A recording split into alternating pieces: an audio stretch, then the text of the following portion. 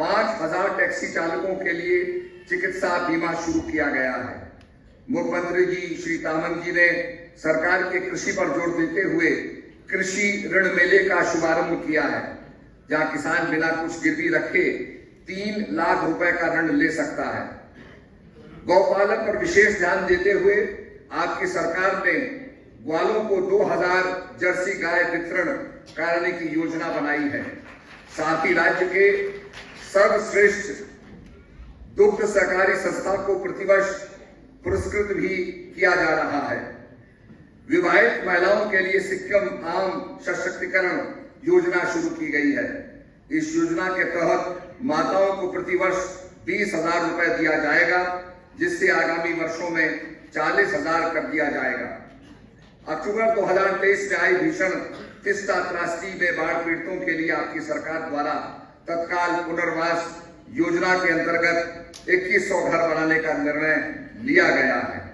पर्यटन क्षेत्र को बढ़ावा देने के लिए श्री तामंग जी ने सिक्किम और नेपाली संस्कृति के संरक्षण और प्रचार पर जोर देते हुए होम स्टे के विकास के लिए वित्तीय सहायता की घोषणा की है।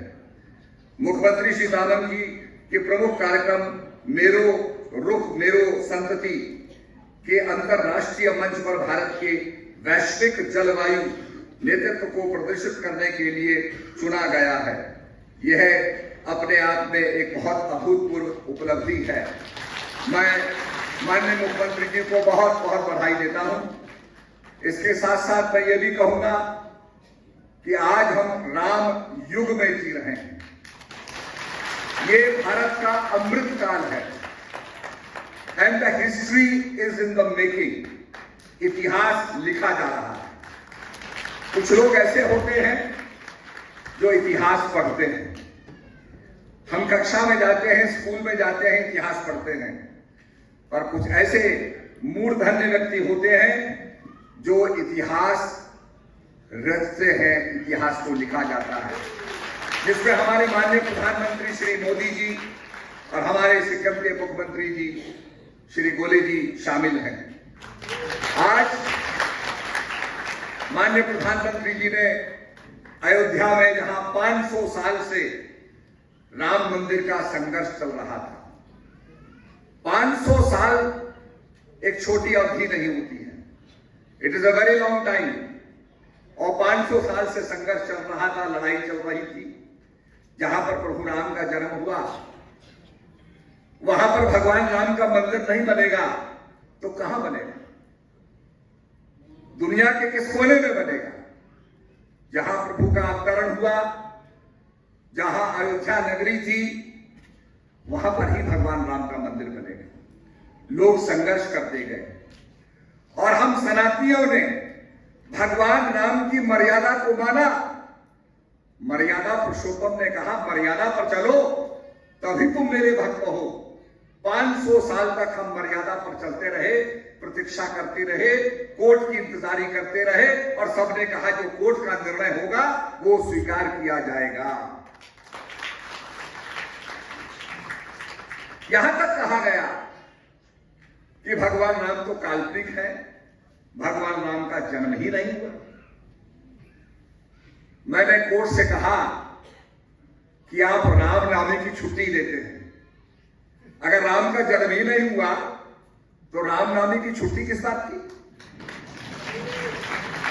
ये सबसे बड़ा प्रमाण है कि भगवान राम का जन्म हुआ, इसीलिए हम रामनवमी बनाते हैं और इसीलिए राम की मंदिर की मांग कर रहे हैं। आज हमारे प्रधानमंत्री जी ने उस सपने को भी साकार किया और हमने एक दिवाली तो बना दी। अब ये दूसरी दिवाली बनाई गई जो भगवान राम की प्राण प्रतिष्ठा हुई।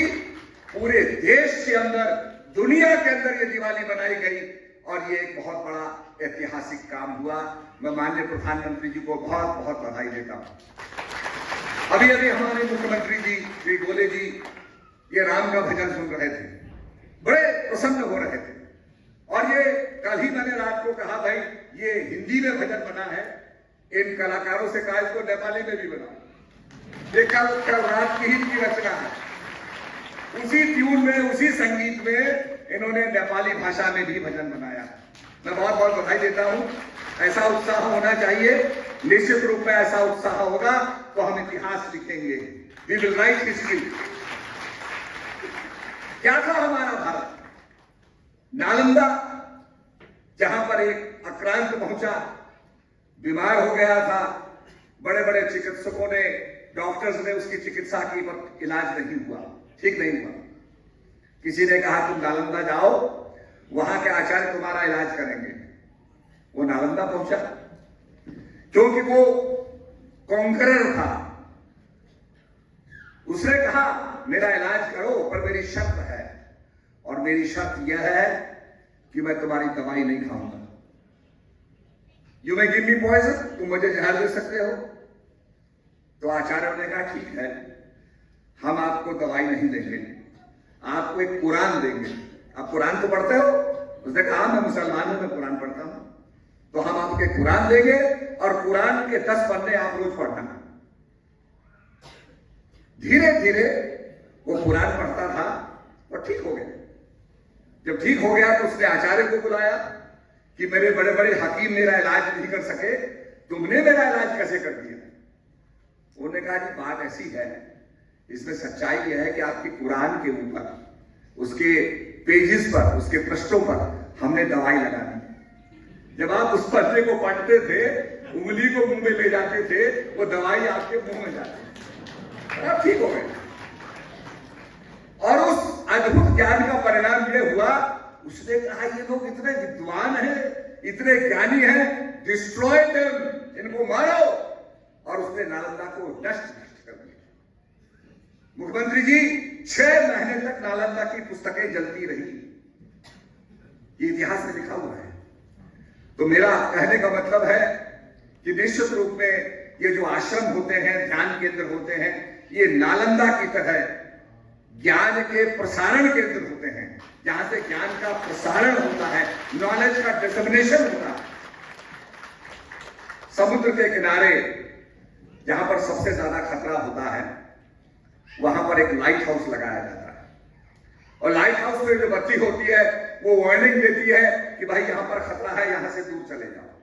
ऐसे ही ये आश्रम लाइट हाउस की तरह जो नशा कर रहे हैं उनसे नशा छुड़वाते हैं। They make them narcotic free, drug free. हमारा देश ड्रग फ्री हो, हमारा राज्य ड्रग फ्री हो, इसकी तरफ काम करते हैं, लोगों को शांति का संदेश देते हैं। और इसीलिए हम लोग कहते हैं धर्म की जय हो, अधर्म का नाश हो, प्राणियों में सद्भावना और विश्व का कल्याण। हमारे ऋषि इतने संकीर्ण नहीं थे कि अपनी जात बिरादरी के लिए मांग करते प्रभु से कि प्रभु हमारी जात बिरादरी ही खुशी हो, उसकी उन्नति हो। नहीं, उन्होंने कहा सर्वे भवन्तु सुखिनः, सर्वे सन्तु निरामय, सर्वे भद्राणि पश्यन्तु मा कश्चित् दुःखभाग् भवेत्। उनकी आत्मा बड़ी उन्नत थी, और उन्नत आत्मा जो है, आपने देखा होगा, अगर हम यहां बैठे हैं, हॉल में बैठे हुए हैं, मुख्यमंत्री जी यहां से आधी जनता ज्यादा बाहर बैठी हुई है, आपका ये ध्यान केंद्र भी छोटा पड़ गया है। और अगर हम ड्रोन से देखें तो ड्रोन से बाहर भी और यहां भी सारा दिखाई देगा। ऐसे ही हमारे ऋषि मुनियों की आत्मा ड्रोन से बहुत ज्यादा एलिवेटेड हो गई थी। उन्होंने फर्क नहीं देखा और उन्होंने कहा सर्वे भवन्तु सुखिनः, सबका कल्याण हो। इस भावना से वो चले, और उसी को अपने आत्मसात करते हुए हमारे प्रधानमंत्री जी ने बिना किसी भेदभाव के, उन्होंने कोरोना काल के अंदर कोरोना वायरस का लाभ दिया। आप में से हाथ उठाइए कितने लोगों को डबल इंजेक्शन मिले कोरोना काल में, हाथ उठाइए जरा। ये देखिए सब लोगों को कोरोना का फायदा मिला, और हमारे देश को नहीं मिला, उन छोटे छोटे देशों को भी मिला who could not afford the medicine, जो दवाई जो खरीद नहीं सकते थे, उनको भी माननीय प्रधानमंत्री जी ने दिया। जबकि पहले ये वैक्सीनेशन बनती थी, विदेशों में बनती थी, और विदेशों से बनने के बाद लगभग 7 साल के बाद हिंदुस्तान में पहुंचती थी। तो मोदी जी ने कहा 7 साल में तो मेरी जनता ही नहीं रहेगी, एंड पीपल वर लाफिंग, दुनिया हंस रही थी कि मोदी जी इस प्रॉब्लम को कैसे टैकल करेंगे, पर आप लोगों का आशीर्वाद था। मोदी जी ने इस समस्या का समाधान किया, हमारे भारतवासियों को ये इंजेक्शन लगा और आज ये इंजेक्शन सबसे ज्यादा बेहतरीन इंजेक्शन है जो आपको डबल डोजेज लगे हैं और भारत में सबकी रक्षा हो। इस प्रकार का जहां नेतृत्व हो, इस प्रकार का लीडरशिप हो, निश्चित रूप में उसको हमको मजबूत करना है। और आज मैं गोली जी के लिए आया हूं, यहां पर यह कहने के लिए आया हूं कि हम जब नवरात्रे मनाते हैं तो हम दुर्गा की पूजा करते हैं। दुर्गा जिसके अनेक आयुध हैं, वह हिमालय की कुरोड़ में जाती है, वैली में जाती है, वहां देखती है सारे देवता वहां बैठे हुए हैं। उनको राक्षस ने भगा दिया। सबने दुर्गा को देख के कहा, आप कौन है देवी? दुर्गा ने कहा, मैं स्कंद माता हूं, तुम्हारी मां हूं, और मैंने तुम्हें वचन दिया था जब तुम पर विपदा पड़ेगी तो तुम्हारी रक्षा करने आऊंगी। सारे देवताओं ने दुर्गा की स्तुति की और अपने अपने आयुध दुर्गा को दिए। उन सारे आयुधों को लेकर के दुर्गा माता जो थी फिर जाकर के जो है राक्षस से लड़ी और लड़ करके विजय प्राप्त की। आज आपको भी अपनी अपनी ताकत श्री गोले जी को देनी है ताकि ये आपके सिक्किम का विकास कर सके, सही मायने में सिक्किम को आगे बढ़ा सके। इसलिए मुझे कुछ लोगों ने पूछा, आप राम की बात करते हैं, ये अवतार, ये रीइंकार्नेशन, ये मैनिफेस्टेशन, इसे आप कैसे समझाएंगे साइंस में? मैंने कहा साइंस में तो बड़ा आसान है। भगवान राम का अवतार हुआ। We will explain this only in one formula, and that formula is E equals to mc squared. E माने energy equals to mass into velocity of light square. ये है मैनिफेस्टेशन, यह है भगवान का अवतार। क्योंकि कहा गया है, जब जब होए धर्म की हानि, बाढ़ असुर अधम अभिमानी, तब तब प्रभु धर्म मनुज शरीरा, हरे कृपा रजी सज्जन वीरा। जब जब धर्म की हानि होती है, आपने देखा होगा बहुत गर्मी हो जाती है गैंगटॉक में, उसके बाद हवा चलने लगती है और काले काले बादल आ जाते हैं और वर्षा हो जाती है। यह प्रकृति का संतुलन करने का तरीका है। ठीक इसी प्रकार से हमारे संतों ने कहा, जब धर्म की हानि होती है तो धर्म को स्थापना करने के लिए महापुरुषों का आना होता है, और वो जो एनर्जी है वो mass into velocity of light square, अर्थात वो मास में परिवर्तित होती है, मानव शरीर को धारण करती है। जैसे प्रभु राम ने मानव शरीर को धारण किया और लोगों का कल्याण किया। प्रभु राम ना होते तो शबरी का उद्धार नहीं होता, प्रभु राम ना होते तो अहिल्या का उद्धार नहीं हुआ। अहिल्या तो पाषाण बन गई थी, भगवान ने स्पर्श किया, कहा तुम फिर जागृत हो जाओ, अवेकनिंग आ गई। शबरी तो छोटी जात की थी, भगवान शबरी के पास जाते हैं। शबरी कहती है, प्रभु अधम ते अधम अधम अति नारी, मैं बहुत नीच हूं, आई एम वेरी हम्बल। भगवान कहते हैं, भिल्ली जात पात धर्म बढ़ाई, मैं जात पात को नहीं जानता हूं, मेरा नाता केवल प्रेम से है। मुख्यमंत्री जी का नाम भी प्रेम से शुरू होता है। तो भगवान कहते हैं, मेरा नाता केवल मात्र प्रेम से है, मैं जात पात को नहीं मानता हूं। और निश्चित रूप में हम जो भगवान राम को मानते हैं, हम प्रेम से ही शबरी का उद्धार करेंगे, उन लोगों का उद्धार करेंगे जहां तक आज तक विकास की किरण नहीं पहुंची है। तो माननीय मुख्यमंत्री जी, माननीय प्रधानमंत्री जी से यही प्रेरणा ले रहे हैं, हम यही प्रेरणा ले रहे हैं कि जहां पर सदियों से अंधेरा था वहां पर हम प्रकाश जलाएंगे, वहां पर रोशनी लाएंगे।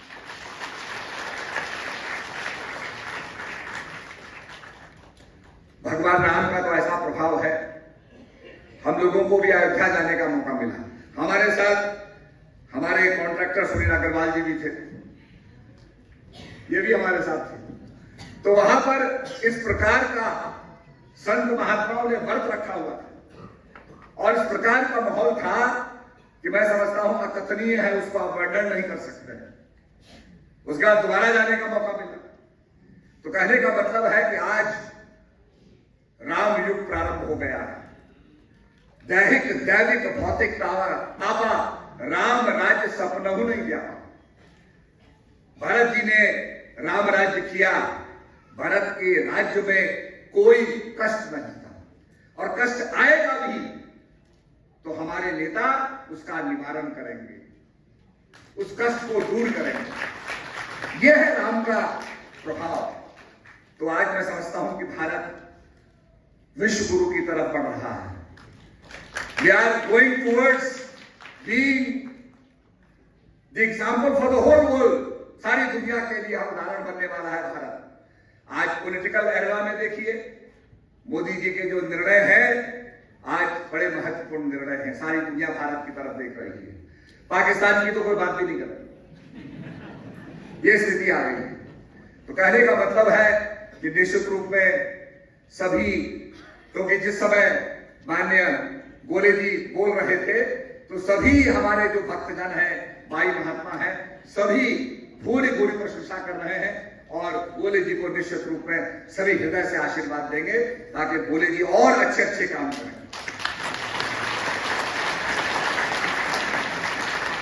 अच्छा काम करना अपने आप में ही रिवॉर्ड है, उसके लिए कोई पुरस्कार नहीं दिया जाता। आपने अच्छा काम किया, यही बहुत अपने आप में है। और आपने जो हमारी समिति को यहाँ पर जो ये बना के दिया है, निश्चित रूप में सद्भावना का प्रचार होगा। और सिक्किम जैसे राज्य के अंदर जो शांति प्रिय राज्य है, निश्चित रूप में वहां से एक रोशनी निकलेगी और वो सारे संसार को प्रकाशित करेगी। इसीलिए हमारे गायत्री मंत्र में आता है, ओम भूर्भुवः तत्सवितुर्वरेण्यं भर्गो देवस्य धीमहि धियो यो न प्रचोदयात्। हम प्रभु से प्रार्थना करते हैं कि हे प्रभु, मैं आपके प्रकाशक स्वरूप का ध्यान कर सकूं। और ध्यान करना अपने मन को कॉन्सेंट्रेट करना है। ये ध्यान का विषय है, मेडिटेशन का विषय है जो यहां सिखाया जाएगा। तो मैं माननीय मुख्यमंत्री जी को बहुत धन्यवाद देता हूं और ये कामना करता हूं कि ऐसा सहयोग उन्हें मिलता रहेगा, हमें हमारी संस्था को मिलता रहेगा, वो हमें देते रहेंगे। और ज्यादा न कहते हुए मैं अंत में कहूंगा, रावी की रवानी बदलेगी, सतलज का मुहाना बदलेगा, अगर शौक में तेरे जोश रहा, तस्वीर का जामा बदलेगा। बेजार ना हो, बेजार ना हो, ये सारा फसाना बदलेगा। कुछ तुम बदलो, कुछ हम बदले, तब तो ये जमाना बदले। बहुत बहुत धन्यवाद। जय हिंद।